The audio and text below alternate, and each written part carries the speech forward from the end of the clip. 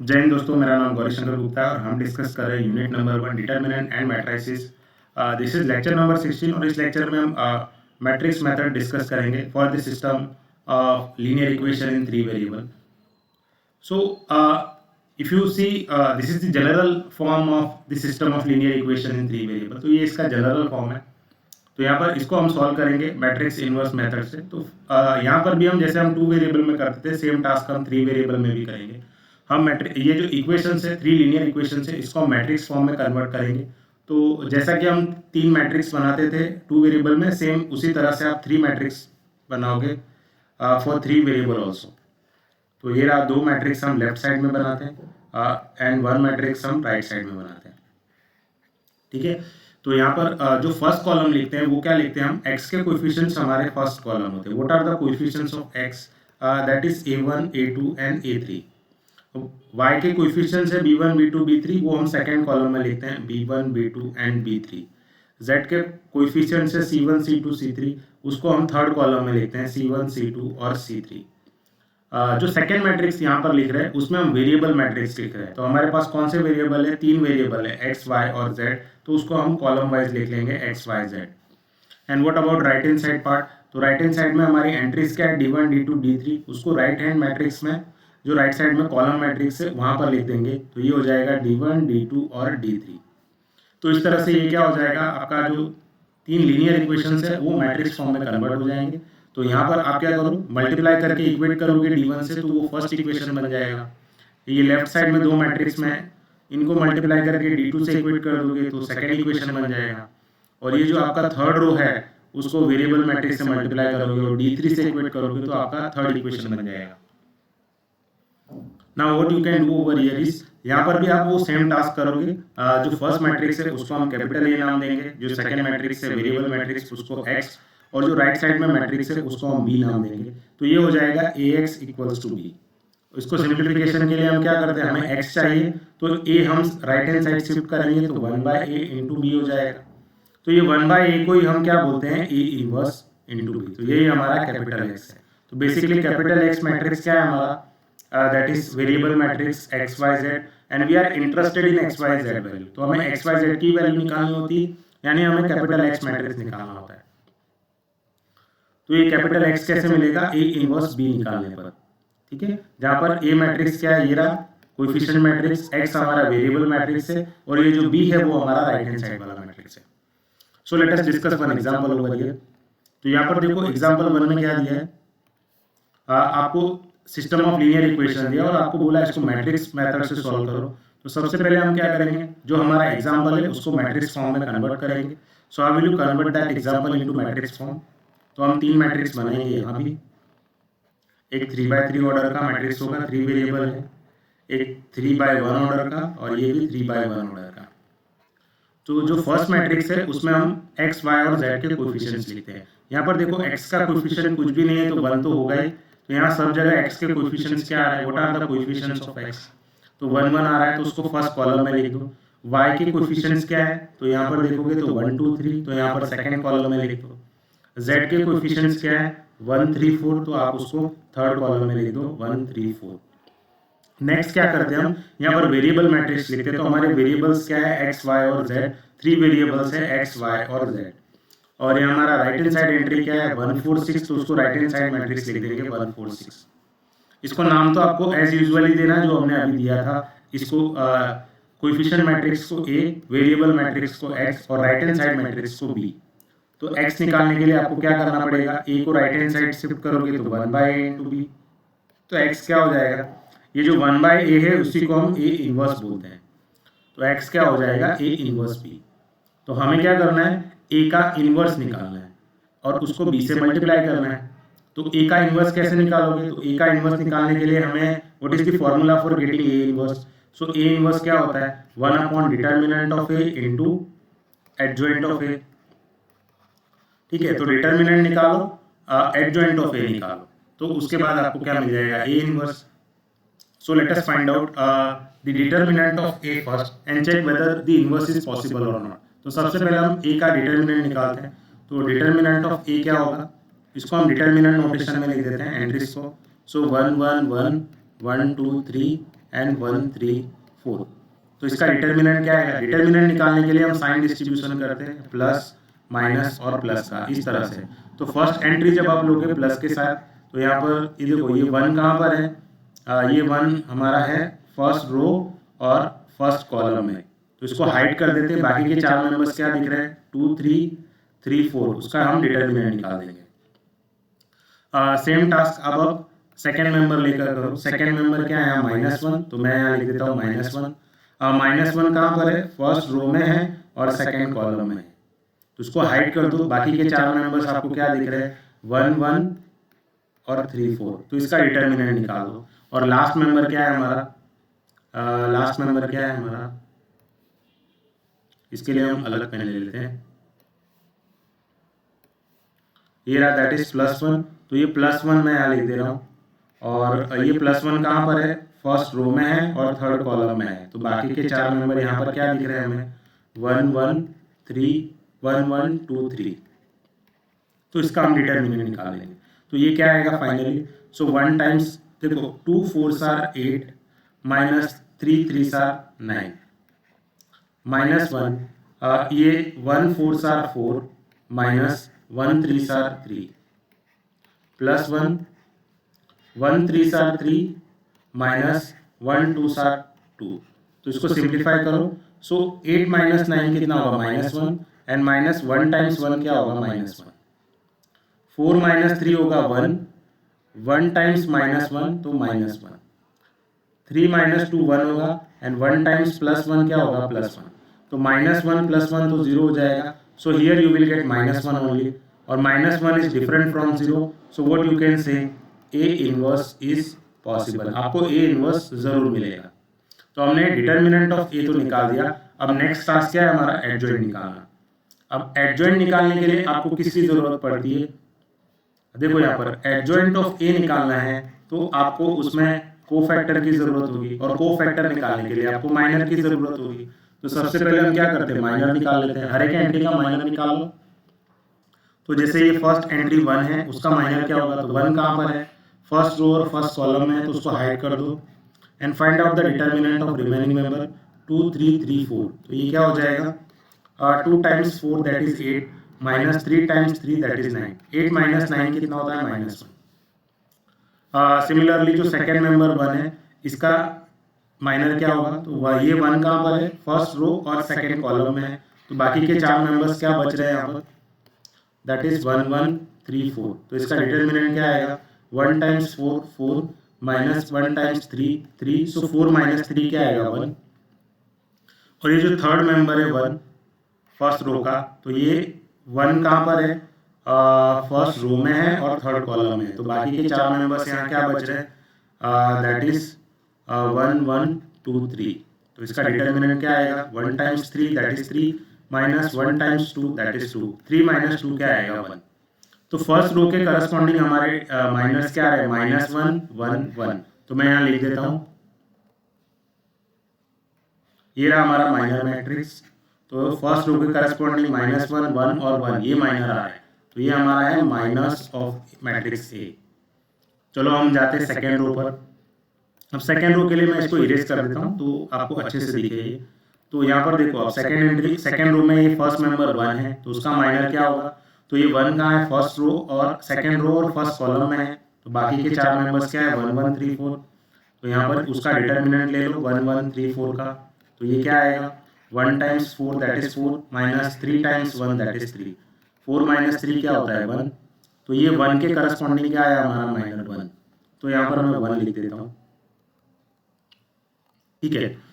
ये 1 तक निकाल लिया। नेक्स्ट हमारा 2 है, 2 का माइनर क्या होगा? तो 2 का है सेकेंड रो और सेकेंड कॉलम है।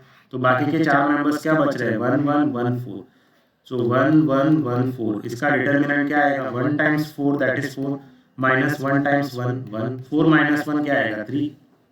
और जो लास्ट एंट्री बच रही है सेकेंड रो में, उसका भी माइनर निकाल लेते हैं हम। तो ये क्या है? 3। तो 3 का माइनर क्या होगा? तो 3 का है सेकेंड रो और थर्ड कॉलम में। तो यहाँ पर क्या बच रहा है? 1 1 1 3। सो इसका भी डिटर्मिनेंट निकाल लो 1 1 1 3। तो ये क्या होगा? 1 times 3 that is 3 minus 1 times 1 that is 1। 3 minus 1 कितना होता है? 2। तो ये 2 और 3 के करस्पॉन्डिंग माइनस क्या आ रहा है हमारे? 3 2। तो मैं यहाँ लिख देता हूँ 3 2। एक लास्ट रो बची है हमारी, उसका भी हम माइनर निकाल लेते हैं। After that will find out inverse quickly as possible. तो देखो यहाँ पर हमारा क्या है, एंट्री 1 है, तो ये 1 का है फर्स्ट रो और थर्ड रो और फर्स्ट कॉलम में है, तो बाकी के 4 मेंबर्स क्या बच रहे हैं हमारे 1 1 2 3। तो इसका माइनर क्या आएगा 1 times 3 that is 3 minus 2 times 1 that is 2। So 3 minus 2 1 आता है। नेक्स्ट ये जो हमारा 3 है इसका माइनर क्या होगा, तो 3 का है थर्ड रो और सेकंड कॉलम में है, तो बाकी के 4 मेंबर्स क्या बच रहे हैं 1 1 1 3। तो मैं यहाँ लिख देता हूँ 1 1 1 3। तो इसका डिटर्मिनेंट क्या आएगा 1 टाइम्स 3 3 माइनस 1 टाइम्स 1 1। सो 3 माइनस 1 क्या होता है 2। तो यहाँ पर ये 1 और 3 के करस्पॉन्डिंग माइनर क्या आ रहा है हमारे 1 और 2। तो मैं यहाँ लिख देता हूँ 1 और 2। एक लास्ट एंट्री बची है 4, तो उसका माइनर निकाल लेते हैं। तो 4 का है थर्ड रो और थर्ड कॉलम में है, तो बाकी के 4 मेंबर्स क्या है हमारे पास 1 1 1 2। तो उसका डिटर्मिनेंट क्या आएगा 1 times 2 that is 2 minus 1 times 1 that is 1। 2 minus 1 1 होता है, तो इसका माइनर क्या आएगा 1। तो माइनर हमने लिख दिया। अब हम क्या लिखेंगे कोफैक्टर। कोफैक्टर लिखने के लिए हम क्या करते हैं, सो ये हमारा कोफैक्टर ऑफ ए। तो कोफैक्टर लिखने के लिए हम ये 4 एंट्री की साइन चेंज करते हैं, ये और ये। यहाँ पर देखो ये +1 है तो हम -1 लिख देते हैं, यहाँ भी +1 है तो -1, +2 है तो -2, यहाँ भी +2 है तो -2। तो प्लस था तो हमने माइनस कर दिया उसको। अब बाकी के एंट्रीज को क्या करना है, आपको एज इट इज लिखना है। तो यहाँ -1 है तो हम -1, यहाँ 1 है तो 1, बीच में यहाँ 3 है तो 3, यहाँ भी 1 है, ये 1, बाकी सारी एंट्रीज को हमने एज इट इज लिखा है। अब लास्ट वाले टास्क पे आते हैं हमारा एडजॉइंट। एडजॉइंट बेसिकली क्या होता है, जो भी आपने कोफैक्टर निकाला है ए का, उसका आप ट्रांसपोज ले लोगे तो वो आपका एडजॉइंट हो जाएगा। अब हमारे वाले केस में ये हमारा कोफैक्टर, तो कोफैक्टर वाला जो मैट्रिक्स है उसका ट्रांसपोज ले लो।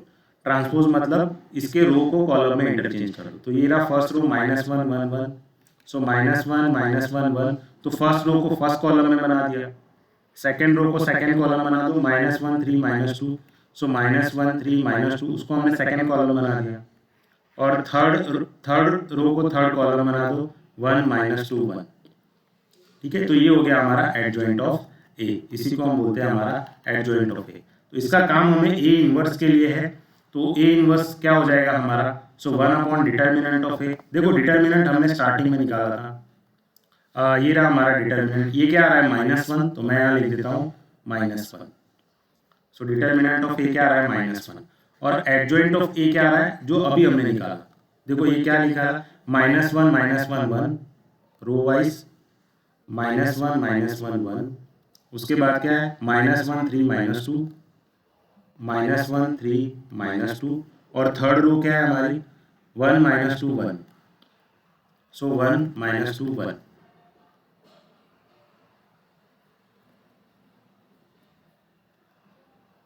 ओके, तो ये 1 बाय -1 क्या होगा, वो तो -1 ही रहेगा, और -1 को आप ये क्या हो जाएगा -1। ठीक है, तो -1 को आप हर एक एंट्री के साथ मल्टीप्लाई करोगे, तो -1 टाइम्स -1 +1, -1 टाइम्स -1 ये भी क्या हो जाएगा +1, -1 टाइम्स 1 तो ये -1। तो इस सबकी साइन चेंज हो जाएगी। तो ये -1 है तो +1, +3 है तो -3, -2 है तो +2, +1 है तो -1, -2 है तो +2, और ये +1 है तो -1। तो ये हो जाएगा हमारा ए इनवर्स। तो देखो अभी अब हम हमारे आंसर पे जाते हैं। देखो हमने क्या बोला था यहाँ पर, एक्स आपको निकालना है तो आपको ए इनवर्स को बी से मल्टीप्लाई करना पड़ेगा। तो ए इनवर्स हमने निकाल लिया। बी मैट्रिक्स हमारा ये रहा हमारा बी मैट्रिक्स दैट इज 1 4 6। ठीक है, तो इसको हम मल्टीप्लाई करते हैं और हमारी एक्स की वैल्यू फाइंड आउट करते हैं। तो इसको मैं अच्छे से एक नेक्स्ट स्लाइड में लिख लेता हूँ so that you can understand clearly. तो एक्स आपका क्या है ए इनवर्स बी। ठीक है, तो ए इनवर्स हमें क्या मिला,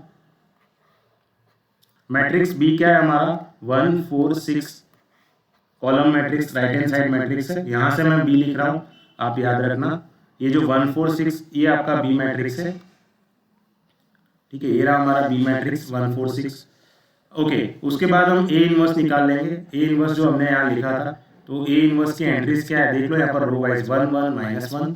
तो मैं यहाँ लिख देता हूँ 1 1 -1, और क्या है 1 माइनस 3 2, 1 माइनस 3 2, और लास्ट रो क्या है हमारा -1 2 -1, -1 2 -1। तो ये हमारा वेरिएबल मैट्रिक्स एक्स है। तो इसको हम मल्टीप्लाई कर लेते हैं। तो मल्टीप्लाई कैसे करते हैं हम, जो फर्स्ट रो है उसको फर्स्ट कॉलम से मल्टीप्लाई करते हैं। तो मैं यहाँ लिख दे रहा हूँ, सो 1 टाइम्स 1 तो 1 होता है, प्लस 1 टाइम्स 4 तो क्या होगा 4, प्लस -1 टाइम्स 6 दैट इज -6। उसके बाद सेम टास्क आप सेकेंड रो लेकर करो। तो सेकेंड रो को मल्टीप्लाई करोगे ये फर्स्ट कॉलम के साथ। सो 1 टाइम्स 1 क्या हो जाएगा 1, plus -3 times 4 -12, plus 2 times 6 that is also 12। और लास्ट रो बचा है हमारा, तो लास्ट रो थर्ड रो को भी इसके साथ मल्टीप्लाई कर लो। सो -1 टाइम्स 1 क्या होगा -1, plus 2 times 4 that is 8, plus -1 times 6 that is -6। So if you simplify it is what, तो देखो -6, ये 1 प्लस 4 होता है 5, 5 माइनस 6 क्या होगा दैट इज -1। ये प्लस 12 -12 गया तो ये 1 आएगा। -6 -1 दैट इज -7, 8 -7 तो ये 1 आएगा। देखो हमने वेरिएबल मैट्रिक्स क्या होता है हमारा, जो हमने नाम दिया था वो XYZ मैट्रिक्स को हमने नाम दिया था। अब इसका आंसर क्या आ रहा है हमारा -1 1 और 1। So what is our x y and z value over here. तो आपका x क्या हो गया -1, x क्या हो गया -1, y वैल्यू 1 हो गई, y वैल्यू 1, और z वैल्यू इक्वेट करोगे तो वो क्या हो जाएगा 1। तो ये रहे आपके x y और z। देखो इतना बड़ा एग्जाम्पल करने के बाद अगर आपको अपने आंसर पे डाउट हो कि हमारा आंसर सही है या नहीं, तो एक्स वाई जेड की वैल्यू आप क्या करो अपने किसी भी एक इक्वेशन में रख के देख लो। जैसे ये रहा हमारा इक्वेशन, ओके। तो मैं इसको पहले थोड़ा इरेज कर दूं ताकि आपको दिखे। तो हमारी x की वैल्यू क्या है, x की वैल्यू -1, y वैल्यू 1 और z वैल्यू भी 1 है। तो आप किसी भी एक इक्वेशन में रख दो। तो मान लो मैं सेकेंड वाले इक्वेशन में रखना चाह रहा हूँ, तो ये क्या हो जाएगा x plus 2y plus 3z। देखो ये 4 आ रहा है या नहीं आ रहा है, चेक करते हैं इसको। तो x की वैल्यू क्या है हमारी -1, प्लस 2 टाइम्स y वैल्यू क्या है हमारी 1, प्लस 3 टाइम्स z वैल्यू 1 है। तो देखो ये 4 आ रहा है क्या, तो ये क्या आ जाएगा -1 प्लस 2 प्लस 3। सो 2 प्लस 3 5 होता है, 5 -1 4। तो ये 4 आ रहा है, मतलब हमारा जो एक्स वाई जेड की वैल्यू है वो करेक्ट है। इस तरह से आप क्रॉस वेरिफिकेशन भी कर सकते हो। नेक्स्ट एग्जांपल, एक और एग्जांपल करेंगे। अगर आपको ये कॉन्सेप्ट समझ में आ गया है तो you can try this second example by yourself. तो यहाँ पर भी ये सेकंड एग्जांपल में हमें मैट्रिक्स मेथड से इसको सॉल्व करना है। तो सबसे पहला टास्क क्या करेंगे हम, मैट्रिक्स, इसको मैट्रिक्स फॉर्म में कन्वर्ट करेंगे। सो मैट्रिक्स फॉर्म में कन्वर्ट करने के लिए हम 3 मैट्रिक्स लिखेंगे, ओके। तो जो फर्स्ट मैट्रिक्स है हमारा कोएफिशिएंट मैट्रिक्स, तो उसमें x y z के कोएफिशिएंट्स लिखेंगे। तो x के कोएफिशिएंट्स क्या है, यहाँ पर देखोगे तो 1 2 1 1 2 1। What are the coefficients of y, कुछ भी नहीं है तो यहाँ 1 तो होगा। तो y के कोएफिशिएंट्स क्या है 1 1 1, और z के कोएफिशिएंट्स क्या है यहाँ पर 1 1 2 1 1 2। यहाँ पर हम वेरिएबल मैट्रिक्स लिखते हैं x y z, और राइट हैंड साइड में हम ये राइट हैंड साइड एंट्रीज लिखते हैं 0 1 1। यहाँ पर नाम तो आपको वैसे ही देना जैसे आप देते आ रहे थे। फर्स्ट मैट्रिक्स को कोएफिशिएंट मैट्रिक्स को a, वेरिएबल मैट्रिक्स को x, और जो राइट हैंड साइड मैट्रिक्स है उसको हम b नाम देते हैं। तो x कैसे मिलेगा, a को हम शिफ्ट करते हैं राइट साइड में, सो 1 बाय a, और 1 बाय a को ही हम a इनवर्स बोलते हैं। तो इस तरह से आपको x मिल जाएगा। तो यहाँ पर हमें क्या करना है, a इनवर्स निकालना पड़ेगा। तो a इनवर्स कैसे मिलेगा आपको, तो यहाँ पर मैंने ऑलरेडी मैट्रिक्स लिखा हुआ है a, तो हम पहले a इनवर्स निकाल लेते हैं। तो a इनवर्स के लिए आपको क्या फॉर्मूला क्या है, अभी हमने जो देखा, what is the formula for getting a inverse, that is 1 upon determinant of a into adjoint of a। तो ये निकालना पड़ेगा आपको, डिटरमिनेंट ऑफ a और एडजॉइंट ऑफ a। तो सबसे पहले हम क्या निकालते हैं, डिटरमिनेंट ऑफ a निकाल लेते हैं। तो इसका डिटरमिनेंट क्या आएगा, so determinant of a is what, so it is 1 1 1 2 1 1 1 1 2। तो सब डिटरमिनेंट निकालने के लिए हम क्या करते हैं, यहाँ पर साइन ले लेते हैं प्लस माइनस और प्लस का। तो फर्स्ट एंट्री क्या है +1, और इस +1 के करस्पॉन्डिंग देखो यहाँ पर ये कहाँ पर है, ये फर्स्ट रो और फर्स्ट कॉलम में है। तो इसको हटा दो, बाकी के 4 मेंबर्स क्या है हमारे पास 1 1 1 2। ठीक है, उसका डिटर्मिनेंट निकाल देंगे। Now will move for the second member. Second member के पास एंट्री क्या है, यहाँ पर -1 है, तो मैं यहाँ लिख देता हूँ -1। -1 कहाँ पर है, फर्स्ट रो में है और सेकेंड कॉलम में है। तो बाकी की 4 एंट्री कौन सी दिख रही है यहाँ पर आपको, 2 1 1 2। और now will move for the third member. तो थर्ड मेंबर क्या है हमारा, दैट इज +1, तो मैं यहाँ लिख देता हूँ +1। अब ये कहाँ पर है, फर्स्ट रो और थर्ड कॉलम में है। तो बाकी की 4 एंट्री यहाँ पर क्या है, 2 1 1 1। तो इसका डिटर्मिनेंट क्या आएगा, that is 1 times 2 that is 2, -1 times 1 इसका आएगा 1, -1, 2 times 2 that is 4, -1 times 1 that is 1, +1, 2 times 1 that is 2, -1 times 1 that is 1। तो ये क्या आएगा, 2 -1 क्या होता है 1, और 1 टाइम्स 1 क्या होगा 1, 4 -1 3, 3 टाइम्स -1 क्या होगा -3, 2 -1 1, 1 टाइम्स +1 इज +1। सो 1 + 1 क्या हो जाएगा 2, और 2 - 3 क्या होगा -1। तो इसका डिटर्मिनेंट क्या आ रहा है -1, which is different from 0। So what you can say, A inverse is possible. तो इसका ए इनवर्स मिलेगा, डिटर्मिनेंट हमने ऑलरेडी निकाल दिया है। अब हमारा टास्क है एडजॉइंट निकालना। तो एडजॉइंट निकालने के लिए हमें क्या चाहिए, माइनर चाहिए, कोफैक्टर चाहिए। एडजॉइंट के लिए कोफैक्टर चाहिए और कोफैक्टर के लिए माइनर चाहिए। तो सबसे पहले हम क्या निकाल लेंगे, माइनर हर एक एंट्री का। तो देखो यहाँ पर जो फर्स्ट एंट्री 1 है उसका माइनर क्या होगा, तो ये 1 कहाँ पर है, फर्स्ट रो और फर्स्ट कॉलम में है। तो बाकी के 4 मेंबर्स क्या है, 1 1 1 2, उसका डिटर्मिनेंट निकाल लो। सो 1 टाइम्स 2 2, -1 टाइम्स 1 दैट इज 1, 2 - 1 1। ये सेकेंड एंट्री 1 है, उसका माइनर निकाल लो। तो ये रहा 1, तो 1 कहाँ पर है, फर्स्ट रो और सेकेंड कॉलम में है। तो बाकी की 4 एंट्री क्या है, 2 1 1 2। सो 2 1 1 2, इसका डिटर्मिनेंट निकाल लो। 2 टाइम्स 2 4, -1 टाइम्स 1 1, 4 - 1 कितना होगा 3। नेक्स्ट जो थर्ड एंट्री है फर्स्ट रो की, उसका भी हम माइनर निकाल लेते हैं। तो ये क्या है, +1, ये फर्स्ट रो और थर्ड कॉलम में है। तो बाकी की 4 एंट्री क्या है हमारे पास, दैट इज 2 1 1 1। तो इसका माइनर क्या आएगा, 2 times 1 that is 2, -1 times 1 that is 1। सो 2 - 1 1। तो फर्स्ट रो के माइनस क्या है, 1 3 1। तो मैं यहाँ लिख देता हूँ फर्स्ट रो के माइनस, ये रहा हमारा माइनर मैट्रिक्स, दैट इज 1 3 1। इसको हम बोलते हैं माइनस ऑफ मैट्रिक्स ए। ठीक है, 1 3 1 हमने निकाल दिया। Now will move for the second row. तो सेकंड रो का भी हम क्विकली माइनस निकाल लेते हैं। तो फर्स्ट एंट्री क्या है सेकंड रो की 2, तो ये 2 का है सेकंड रो और फर्स्ट कॉलम में। तो बाकी के 4 मेंबर्स कौन से दिख रहे हैं हमें, 1 1 1 2, उसका डिटर्मिनेंट निकाल लो। सो 1 टाइम्स 2 2, -1 टाइम्स 1 क्या होगा 1, 2 - 1 क्या होगा 1। तो इसका माइनर क्या आ रहा है 1। तो मैं यहाँ लिख देता हूँ इसका माइनर क्या आ रहा है 1। नेक्स्ट ये जो एंट्री है 1 1 कहाँ पर, सेकेंड रो और सेकेंड कॉलम में है।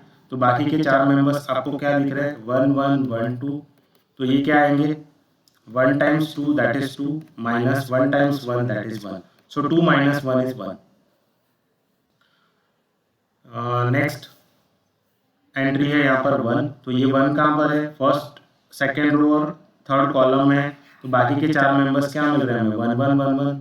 तो ये क्या आएगा 1 1 1 1। तो इसका माइनर क्या आएगा, 1 times 1 that is 1, -1 times 1 that is 1। तो ये आ रहा है 0। तो यहाँ पर माइनर्स क्या आ रहा है, 1 और 0 करस्पॉन्डिंग टू दीज एंट्रीज। तो मैं यहाँ लिख देता हूँ 1 और 0। नेक्स्ट देखो हमारे थर्ड रो पर आ जाओ। तो थर्ड रो के माइनस क्या होंगे, तो थर्ड रो का फर्स्ट मेंबर है 1। तो ये 1 के करस्पॉन्डिंग माइनर क्या होगा, तो ये 1 कहाँ पर है, थर्ड रो और फर्स्ट कॉलम में है। तो बाकी के 4 मेंबर्स क्या दिख रहे हैं हमें, 1 1 1 1।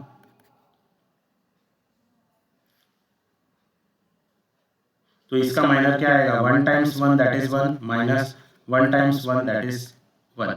तो ये आएगा 0। और एक और एंट्री ले गई, 2 और एंट्री ले गई, दैट इज 1। तो ये 1 कहाँ पर है, फर्स्ट रो और सेकेंड कॉलम में है। तो यहाँ बाकी की 4 एंट्री क्या है, 1 2 1 1। तो मैं यहाँ लिख देता हूँ 1 2 1 1। तो इसका माइनर क्या आएगा, 1 times 1 that is 1, -2 times 1 that is 2। सो 1 - 2 क्या आएगा, -1। तो ये करस्पॉन्डिंग माइनस क्या है, 0 - 1। तो मैं यहाँ लिख देता हूँ 0 और -1। लास्ट एंट्री बची हमारी 2, तो 2 के माइनस क्या होंगे, तो 2 कहाँ पर है, थर्ड रो और थर्ड कॉलम में, तो बाकी के 4 मेंबर्स क्या है हमारे पास, 1 1 2 1, तो इसका डिटर्मिनेंट क्या आएगा, 1 times 1 that is 1, minus 2 times 1 क्या होगा 2, तो 1 माइनस 2 क्या होगा -1, तो इसका माइनर क्या आएगा -1। देखो हमने माइनर निकाल दिए, तो अब हम लिखेंगे कोफैक्टर, और कोफैक्टर निकालने के लिए हम क्या करेंगे, कोफैक्टर ऑफ ए कैसे निकालेंगे, ये 4 एंट्री के क्या करेंगे, साइन चेंज कर देंगे। यहाँ +3 है तो अब -3, यहाँ +1 है तो -1, यहाँ -1 है तो उसको +1, और 0 को तो 0 ही रखेंगे, वहाँ प्लस माइनस का कोई क्वेश्चन ही नहीं है। बाकी की एंट्रीज को हमें एज इट इज लिखना है, ये 1 को एज इट इज, ये भी 1 एज इट इज, यहाँ 1 है वो एज इट इज, ये 0 है एज इट इज, -1 है एज इट इज, तो ये हो गया हमारा कोफैक्टर। देखो नेक्स्ट क्या है हमारा एडजॉइंट ऑफ ए, तो एडजॉइंट क्या होता है, जो भी हमने कोफैक्टर निकाला है ए का, उसका ट्रांसपोज ले लोगे तो आपको एडजॉइंट मिल जाएगा। तो कोफैक्टर हो रहा, ये रहा हमारा कोफैक्टर, तो इसको ट्रांसपोज मतलब रो का कॉलम में इंटरचेंज करना है। तो फर्स्ट रो क्या हमारा 1 -3 1, तो उसको फर्स्ट कॉलम बना दो 1 -3 1। सेकेंड रो क्या है -1 1 0, तो -1 1 0 ये सेकेंड कॉलम हो गया। और थर्ड रो क्या है 0 1 -1, तो इसको थर्ड कॉलम बना दो, तो ये हो गया हमारा adjoint. So now will finally right our inverse. तो इनवर्स के लिए 1 अपॉन डिटर्मिनेंट ऑफ ए, तो देखो determinant of A V have calculated in the beginning, तो ये हमारा क्या आ रहा है -1, तो मैं यहाँ लिख देता हूँ -1, सो 1/-1। एडजॉइंट ऑफ ए अभी हमने निकाला, तो रो वाइज हम लिखते हैं -1 1 -1 0 1 -1 0। सेकेंड रो क्या है हमारा -3 1 1, तो मैं यहाँ लिख देता हूँ -3 1 1। थर्ड रो क्या है हमारा 1 0 -1, तो मैं यहाँ लिख देता हूँ 1 0 -1। देखो 1/-1 तो क्या होता है -1 ही रहता है, और -1 को हर एंट्री के साथ मल्टीप्लाई करोगे तो सबकी साइन चेंज हो जाएगी। ये +1 क्या हो जाएगा -1, -1 +1 ये 0 हो जाएगा। यहाँ -3 है तो +3, +1 है तो -1, +1 है तो -1, +1 है तो -1 0, और यहाँ -1 है तो वो +1 हो जाएगा। तो ये हो गया हमारा ए इनवर्स। जो स्टार्टिंग में हमने आर्ग्यूमेंट दिया था x वेरिएबल मैट्रिक्स x के लिए, तो ए इनवर्स को हमें b से मल्टीप्लाई करना था। ए इनवर्स हमने अभी निकाला है, उसको मैं लिख देता हूँ। ये क्या है रो वाइज लिखते हैं -1 1 0, तो मैं यहाँ लिख देता हूँ -1 1 0। सेकेंड रो क्या है हमारा 3 -1 -1, तो मैं यहाँ लिख देता हूँ 3 -1 -1। देन थर्ड रो क्या है -1 0 1, तो मैं यहाँ लिख देता हूँ -1 0 1। हमारा बी मैट्रिक्स क्या है, देखो बी मैट्रिक्स हमने स्टार्टिंग में लिखा था, जो आपका राइट हैंड साइड मैट्रिक्स होता है वो हमारा बी मैट्रिक्स। तो ये रहा हमारा बी मैट्रिक्स, क्या है 0 1 1, तो मैं यहाँ लिख देता हूँ B matrix into B matrix क्या था हमारा 0 1 1। तो इसी को सॉल्व करोगे तो आपको आपका x मिल जाएगा। तो हम इसको मल्टीप्लाई कैसे करते हैं, तो मल्टीप्लाई हम फर्स्ट रो को फर्स्ट कॉलम के साथ मल्टीप्लाई करते हैं। तो यहाँ पर क्या आएगा -1 times 0 is 0, plus 1 times 1 is 1, plus 0 times 1 is 0। Now do the same task by taking second row, तो सेकेंड रो को भी मल्टीप्लाई कर दो इसके साथ। So 3 times 0 is 0, plus -1 times 1 is -1, plus -1 times 1 is -1। Do the same task by taking third row also, तो third row को भी इस कॉलम के साथ मल्टीप्लाई कर दो। So -1 times 0 is 0, plus 0 times 1 is 0, plus 1 times 1 is 1। So if you simplify further it is what, तो ये फर्स्ट का सम क्या आ रहा है 1, -1 और -1 क्या हो जाएगा -2, और ये 0 0 1 ये क्या हो जाएगा 1। तो वेरिएबल मैट्रिक्स x है, इस वेरिएबल मैट्रिक्स को हम क्या बोलते हैं x y z column matrix. तो अगर आप इक्वेट करोगे तो आपकी x की वैल्यू क्या आ रही है, यहाँ पर 1 आ रही है, y वैल्यू क्या आ रही है आपकी -2, और z वैल्यू क्या आ रही है हमारी दैट इज 1, z वैल्यू क्या आ रही है 1। तो आप अपना आंसर वेरीफाई करने के लिए ये x y z की वैल्यू किसी भी इक्वेशन में रख के ट्राई कर लो। तो x क्या है 1, y हमारा -2 और z 1 है।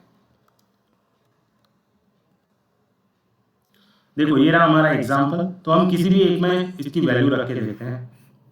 तो हमारा x क्या है 1, y क्या है -2 और z क्या है 1। तो हम फर्स्ट वाले इक्वेशन में रख के देखते हैं 0 मिल रहा है या नहीं। तो देखो यहाँ पर X plus Y plus Z, देखो ये 0 मिल रहा है, एक्स क्या है हमारा 1, वाई क्या है -2 और जेड क्या है 1, तो 1 + 1 2, तो 2 - 2 ये 0 आ रहा है, तो हमारा इक्वेशन सेटिस्फाई हो रहा है, मतलब हमारी जो एक्स वाई जेड की वैल्यू है वो सही है. So in that way you can simplify this example. Now one more example is given over here, but आपको अगर ये दो एग्जाम्पल समझ में आ गए तो you can try this example by yourself. I hope आपको ये लेक्चर समझ में आया. Thank you everyone.